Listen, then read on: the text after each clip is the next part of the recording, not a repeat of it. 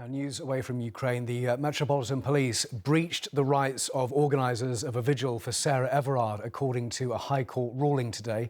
Campaigners planned a socially distanced vigil for the 33-year-old who was murdered by a former Met police officer in March last year.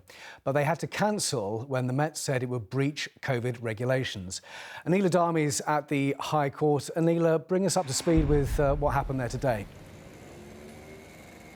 Well, Simon, Sarah Everard is someone we'll never forget. And last March, she was murdered by former Met police officer Wayne Couzens in London. Shortly after, an unofficial vigil was held and hundreds of people turned up to pay tribute. Remember, there were some clashes between police and protesters. Well, the Met was cleared by the police watchdog. The crucial word there is unofficial, and that's because the group Reclaim These Streets had proposed a vigil, but they called it off after being told by the Met Police that they could face fines and possible prosecutions because of the coronavirus rules at the time. Now, the group founders took the force to court, claiming police had breached their right to freedom of assembly and didn't assess potential public health risks. Now, today, they won their claims.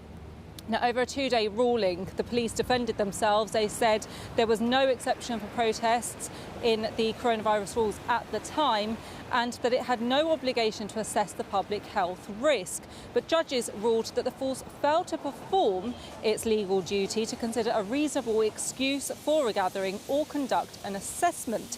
Now, Reclaim These Streets said today's judgment is a victory for women and that the police must learn lessons. They need to learn a lesson about what it means to police by consent.